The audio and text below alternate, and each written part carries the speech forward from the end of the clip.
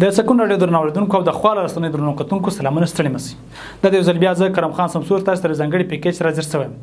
د ځنګړي پیکیج مو د 2023م شلورز نړیوال جام ته چې د ویسټ انډیز او امریکا په کورتوب سره کېږي ځنګړي کړی دي د ځنګړي پیکیج مو دوه برخې لري په لومړی برخه کې موږ د افغانستان تیر لوب ته په شلورز نړیوال جامونو کې کتنه کړې ده او په دوهم برخه کې موږ د شرګراد شمیر شریان سره ژغېدلی یو افغانستان په 2023م شلورز نړیوال جام کې د یوګاندا ویسټ انډیز نیوزیلند او پنځ سره په ګروپ کې دي چې د غلوی به تر سره کوي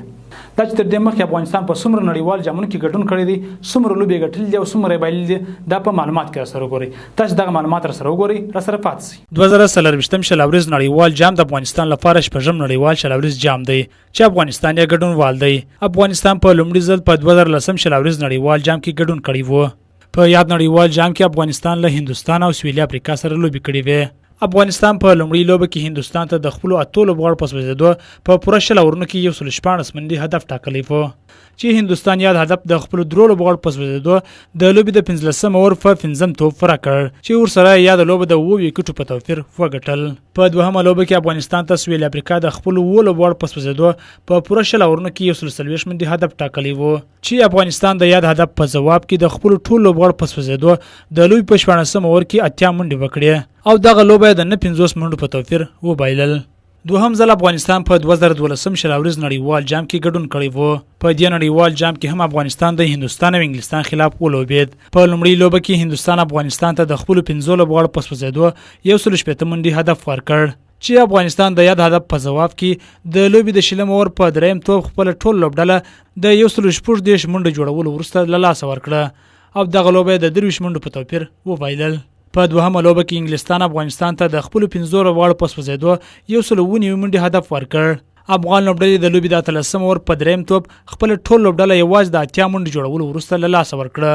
چې ورسره دغه لوبه د 114 منډو په توپیر انګلستاني لوبډلې ته وبایلل دریم ځل افغانستان په 2014 شلورز نړیوال جام کې ګډون وکړ چې د بنگلاديش، نیپال او هانګ کانګ لوبډلو سره لوبې تر سره کړې په لومړي لوبه کې افغان لوبډلې د خپل ټول لوبغاړو په سوځېدو د لوبې په 13 اور کې یوازې 22 منډې وکړې او بنگلاديش ته د 22 منډو هدف ورکړ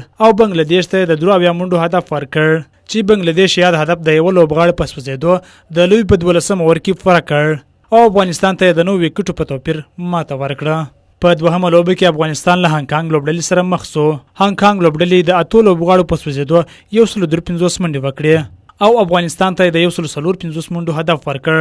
افغان لوبډلې یاد هدف د درو لوبغاړو په سوځېدو په 13 اور کې پوره کړ په دریمه لوبه کې افغانستان له نیپال سره مخ شو نیپال لوبډلې د خپل 15 لوبغاړو په سوځېدو 121 منډې وکړې او افغانستان ته د 122 منډو هدف ورکړ افغان لوبډلې په پوره شل اورونو کې د اتو لوبغاړو په سوځېدو 122 منډې وکړې چې ورسره یاد لوبه نیپال د 9 منډو په توپیر وګټل څلورم ځل افغانستان په 2014 نړیوال جام کې ګډون وکړ چې په لومړي پړاو کې د سکاټلند، هانګ کانګ او زیمبابوې لوبډلې سره لوبې وکړې او دوهم پړاو ته لار پیدا کړه چې په دوهم پړاو کې له سریلانکا، ساوث افریقا، انګلستان او ویسټ انډیز لوبډلو سره مخ شو د لومړي پړاو په لومړي لوبه کې افغانستان سکاټلند ته د خپل 15 لوبغاړو په سوځېدو 101 منډي هدف ټاکلی و چې سکاټلند د یاد هدف په جواب کې د لوبې په پوره شل اورونو کې د خپل 15 لوبغاړو په سوځېدو 155 منډي وکړې او دغه لوبه افغانستان ته د 14 منډو په توپیر وبایلل په دوهمه لوبه کې افغانستان له هانګ کانګ سره مخ شو هانګ کانګ لوبډلې په پوره شل اورونو کې د خپل 6 لوبغاړو په سوځېدو 114 منډې کړې وې او افغانستان ته د 119 منډو هدف ټاکلی و افغان لوبډلې یاد هدف د لوی په 13 اور کې د خپل سلور لوبغاړو په سوځېدو پوره کړ او دغه لوبه د 6 وکټو په توفیر وګټل په دریمه لوبه کې افغانستان زیمبابوې ته د خپل 6 لوبغاړو په سوځېدو 180 منډي هدف ټاکلی و چې زیمبابوې لوبډلې د لوبې د شلم اور په سلورم توپ په ټول لوبډله د 120 منډو جوړولو وروسته له لاسه ورکړه چې ورسره یاد لوبه افغانستان د 50 منډو په توفیر وګټل او افغان لوبډلې وکولای شو په دې سره دوهم پړاو ته لار پیدا کړي د دوهم پړاو په لومړي لوبه کې افغانستان سریلانکا ته د خپل لوبغاړو په سوځېدو 145 منډي هدف ټاکلی و چې سریلانکا یاد هدف د لوبې د 19 اور په 15 توپ د خپل سلور لوبغاړو په سوځېدو پوره کړ او افغانستان ته د 6 وکټو په توفیر ماته ورکړه په دوهمه لوبه کې ساوث افریقا افغانستان ته د خپل 15 لوبغاړو په سوځېدو 210 منډي هدف ټاکلی و چې افغانستان د یاد هدف په جواب کې د خپل ټولو لوبغاړو په سوځېدو د لوبې په شل اورونو کې 102 منډې کړې وې او دغه لوبه د 10 منډو په توپیر سویل افریقا لوبډلې ته وبایلل په درېیمه لوبه کې افغانستان ته انګلستان د خپل 7 لوبغاړو په سوځېدو 142 منډې هدف ورکړ چې افغانستان د یاد هدف په ځواب کې د خپل 9 لوبغاړو په سوځېدو 122 منډې کړې وې او دغه لوبه انګلستاني لوبډلې ته د 15 منډو په توپیر وبایلل او د دوهم پړاو په څلورمه لوبه کې افغانستان د ویسټ انډیز سره مخ شو په دې لوبه کې افغانستان ویسټ انډیز لوبډلې ته د خپل 7 لوبغاړو په سوځېدو 140 منډې هدف ټاکلی و چې ویسټ انډیزي لوبډلې د یاد هدف په ځواب کې د خپل 8 لوبغاړو په سوځېدو د لوی په شل اورونو کې 112 منډې کړې وې چې ورسره دغه لوبه افغانستان د 6 منډو په توپیر وګټل او د 2014 نړیوال جام اتل لوبډلې ویسټ انډیز ته ماته ورکړه او وروستي پنځم ځل افغانستان په 2021 نړیوال جام کې له سکاټلند، پاکستان، نامیبیا، انډیا او نیوزیلند سره لوبې کړې وې په لومړۍ لوبه کې افغانستان د خپل 4 لوبغاړو په سوځېدو 190 منډې کړې وې او سکاټلندي لوبډلې ته د 101 منډو هدف ټاکلی و سکاټلند لوبډلې د لوبې د 11 اور په دوهم توپ خپل ټول لوبډله د 80 منډو جوړولو وروسته له لاسه ورکړه او دغه لوبه افغانستان د 111 منډو په توپیر وګټل په دوهمه لوبه کې افغانستان پاکستان ته د خپل 6 لوبغاړو په سوځېدو 138 منډې هدف ټاکلی و چې پاکستان یاد هدف د خپل 15 لوبغاړو په سوځېدو د لوبې په 19 اور کې پوره کړ چې ورسره دغه لوبه پاکستان د 15 وکټو په توپیر وګټل په درېیمه لوبه کې افغانستان نامیبیا ته د خپل 15 لوبغاړو په سوځېدو 111 منډې هدف ورکړ چې نامیبیا لوبډلې د خپل 9 لوبغاړو په سوځېدو په پوره شل اورونو کې یوازې 98 منډې وکړې او ورسره دغه لوبه افغانستان د 12 منډو په توپیر وګټل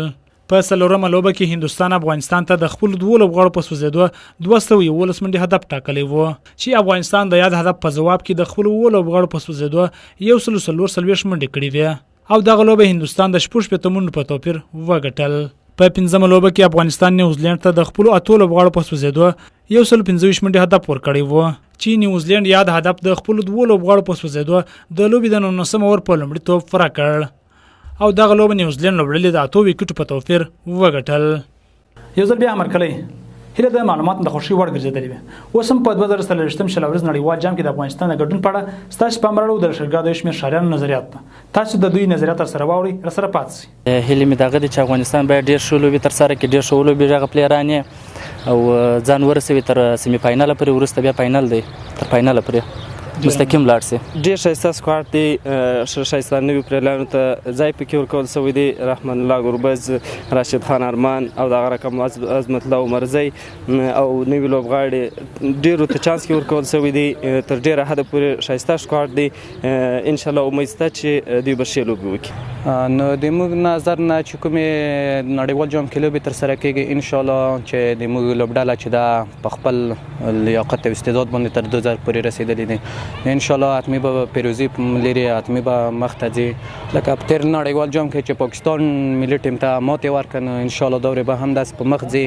او خپل لاسته راوړنې به ان شاء الله د افغانستان د مظلوم ولس د خوښۍ او خوشحالۍ سبب خیلی هم ډېر زیاتې په خاصه توګه د راشد د نور د کوي چې په هر کانډیشن کې د خپل بالینګ ته ادامه ورکړي هیڅ پرشر نه مني په ځان باندې ځکه غټ لګي ول او د فعل تر هغه نه بعد راتلل ان شاء الله خیر لاسته راوړنې ولرو بلکې ګلبودي نایب کو غواړي په دې وخت خفون تر هغه لیدل ان شاء الله کوي چې د ورلد کپ تر سیمی فائنل پورې لاړ شو زموږ ټیم ان شاء الله په اوسنی وخت کې ډیر تکړه شوی دی